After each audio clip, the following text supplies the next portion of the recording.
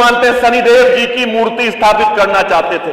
हमारे क्षेत्र के गांव रोनी हरजीपुर में पुंडीरों के जो वंशज हैं उनकी मूर्ति लगने नहीं दी जा रही। मान्यवर सरकार किसान के साथ अन्याय मत करे। मान्यवर बार बार कहने के बाद भी वहां से चरथावल से सपा विधायक पंकज मलिक ने सदन में सरकार को जमकर घेरा। मुजफ्फरनगर जिले के गांव रोनी हरजीपुर में पृथ्वीराज चौहान के सेनापति धीर सिंह पुंडीर की प्रतिमा नहीं लगने का मुद्दा भी जोर शोर से उठाया। साथ ही बुद्धा खेड़ा में शनिदेव की मूर्ति लगाने को लेकर धरने का मुद्दा भी उन्होंने उठाया। किसानों की समस्याओं और बेरोजगारी पर भी सरकार को जमकर घेरा है। मान्यवर मेरी नींद को दिक्कत ना राम के भजन से है ना अल्लाह की अजान से है।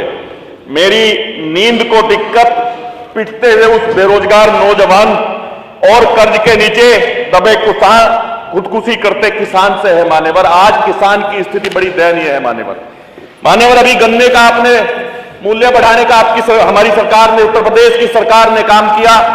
देख तो लेते एक बार किसान की जरूरत क्या है। आज महंगाई इतनी बढ़ी हुई है, बुरा हाल है। दुर्भाग्य की बात है हमारे पड़ोस के प्रदेश में हमारा 370 रुपए प्रति क्विंटल का भाव है। हरियाणा और पंजाब में 386 और 91 का, लगभग 391 का भाव है, जबकि रिकवरी वहां की कम है हमसे। हमारी रिकवरी ज्यादा, हमारे यहां चीनी ज्यादा होती है गन्ने से। मान्यवर गन्ने से मिल वाला पैसे कमाता है और किसान खून पसीना बहा करके दिन रात खेत में काम करके जब गन्ना उगाता है सोचता है कि सरकार उसे उसका हक देगी, लेकिन हक के नाम पे उसे ठेंगा दिखाया जाता है, कुछ नहीं मिलता। मान्यवर किसान मेहनत करता है और गन्ना जाकर के मिल में देता है। मिल वाला गन्ने से शीरा बेचता है, मैली बेचता है, भूसी बेचता है, चीनी बेचता है, एथेनॉल बेचता है और अब तो बिजली बना करके बेचने का काम करता है। किसान को कुछ मिल नहीं पाता। मान्यवर किसान का उल्टा स्थिति होगी। पहले खाद आता था, 50 किलो का पैकेट आता था, थैला आता था, वो अब उसका रेट बढ़ा दिया और वजन घटा दिया, 40 किलो का वो रेट कर दिया।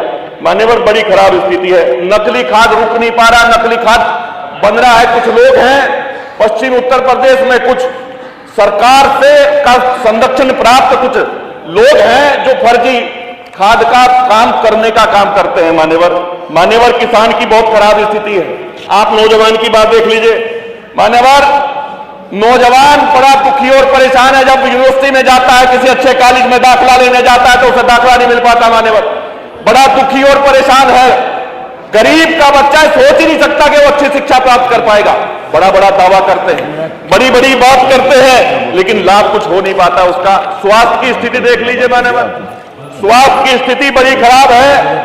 मुजफ्फरनगर ने भारतीय जनता पार्टी को बहुत कुछ देने का काम किया। याद होगा 2014 का समय, बहुत कुछ देने का काम किया। उसके बाद भारतीय जनता पार्टी की देश में सरकार बनी। मान्यवर मुजफ्फरनगर को विकास के लिए भी देख लेते। बड़े हमारे पड़ोसी मंत्री जी यहां बैठे हैं। मुजफ्फरनगर में सरकारी मेडिकल कॉलेज होने की आवश्यकता थी, लेकिन कोई सरकारी मेडिकल कॉलेज वहां नहीं हुआ। जब आप बात करते हैं कि हम हर जनपद मुख्यालय पर मेडिकल कॉलेज खोलने का काम करेंगे, तो सरकारी खोलने का काम होना चाहिए और मुजफ्फरनगर में सरकारी मेडिकल खोलना चाहिए। किसी भी सीएचसी और पीएचसी में मेरे क्षेत्र में या जनपद मुजफ्फरनगर में जाकर के देख लीजिएगा, दयनीय स्थिति है। मान्यवर अस्पतालों में इलाज हो नहीं रहा। अभी 4 दिन पहले मैंने संबंधित अधिकारी से फोन किया, सीएमओ को फोन किया मुजफ्फरनगर में। एक अमीन नगर की गरीब महिला, अमीन नगर गांव की, तड़प रही थी बीमारी से, उसे कह दिया दवाई बाहर से ले आओ जाकर के। ये स्थिति है। मान्यवर आज मैं सुन रहा था मंत्री जी को, हम जो सुझाव देते हैं उन सुझाव को आपको सबक लेना चाहिए, सीखना चाहिए और देखना भी चाहिए। ये सिर्फ भाषण देने की जगह नहीं। मान्यवर हमारे बातों को सुझाव के रूप में लेकर के दिखवा भी लीजिएगा, जांच करा लीजिएगा। मुजफ्फरनगर की सीएचसी, मुझे चरथावल की सीएचसी और पीएचसी, हमारे यहाँ सीएचसी 12 है, पीएचसी 42 है। चरथावल, दहचंद, बगरा, हरसोली तथा पीएचसी दूधली, बलवा खेड़ी, कुटेसरा, जसोई, लालू खेड़ी, कुटुबा में है। बहुत बुरी स्थिति है। मान्यवर मरीज की इतनी बुरी स्थिति है, आप सोच नहीं सकते। अगर कोई चला जाता है तो उसका इलाज नहीं हो पाता। बराबर में जो प्राइवेट अस्पताल में लोग बैठे होते हैं उनकी तरफ सरकारी डॉक्टर इशारा कर देते हैं। मान्यवर, हमारे यहाँ छोटे जो रूट है वहां बसों की आवश्यकता है। छोटे रूट पे कोई बस नहीं, डग्गा मार वाहन गलत तरीके से होने वाली सारी प्रक्रिया बंद हो जानी चाहिए। अच्छी बात है, होनी चाहिए, लेकिन वहां बहुत खराब स्थिति है। मान्यवर, छोटे रूटों पर भी बस चलनी चाहिए। हम आस्था की बात करते हैं, भगवान राम की बात करते हैं, बहुत अच्छी बात है।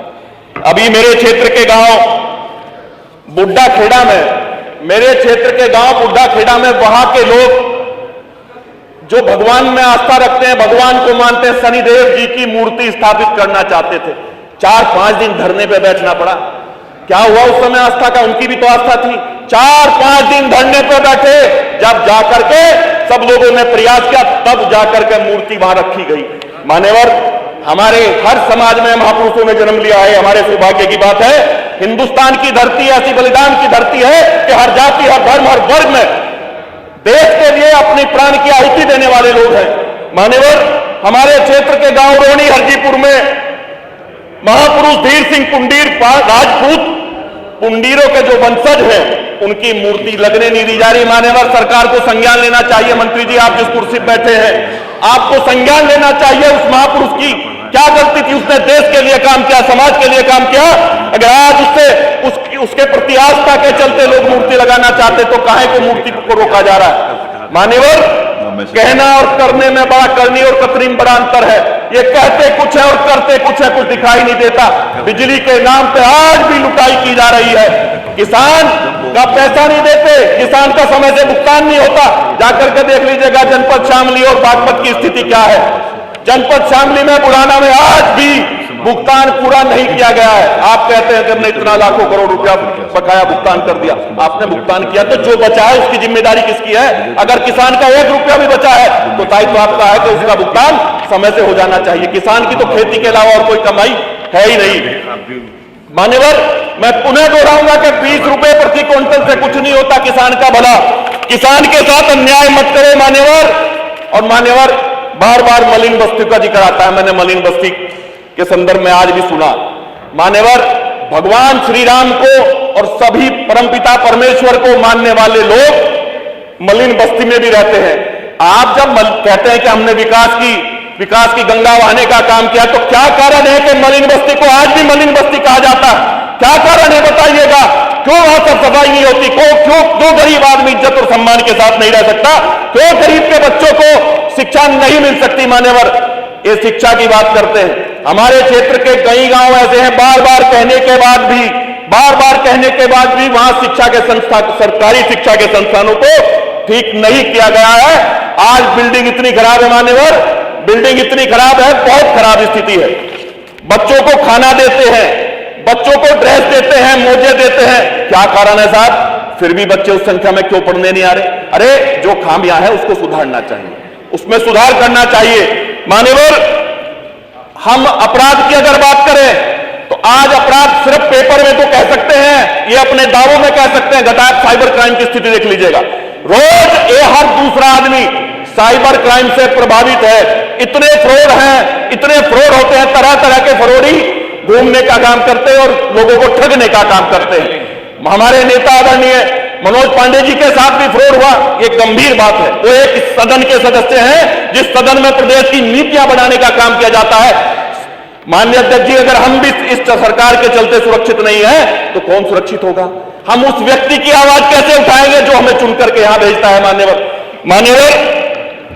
जनपद मुजफ्फरनगर में एम्स की तर्ज पे एक बड़ा अस्पताल खुलना चाहिए। मान्यवर, हम ITI का कोर्स चलाते हैं। ITI लोग करते हैं, लेकिन एक बात समझ में नहीं आती, रोजगार मेले तो लगते हैं। सर्वे करा लीजिएगा, रोजगार मेले में जो लोग जाते हैं वो कितने दिन नौकरी कर पाते हैं? कोई रोजगार उन्हें मिल नहीं पाता। मान्यवर, जब हम प्राइवेट स्कूल खोलते हैं ITI के लिए या किसी भी तकनीकी कोर्स के लिए, तो हमें स्कूल प्राइवेट हो या सरकारी हो, स्कूल जितने खुलते हैं उसी रेशो में हमें रोजगार भी दिलाने का काम किया जाना चाहिए। मान्यवर, सरकार की जिम्मेदारी बनती है। आज बेरोजगारी की स्थिति बहुत खराब है। मान्यवर, लोग आते हैं, टीचर्स आते हैं, यहां अपनी बात करने का प्रयास करते हैं तो महिलाओं को, पुरुषों को पीटा जाता है।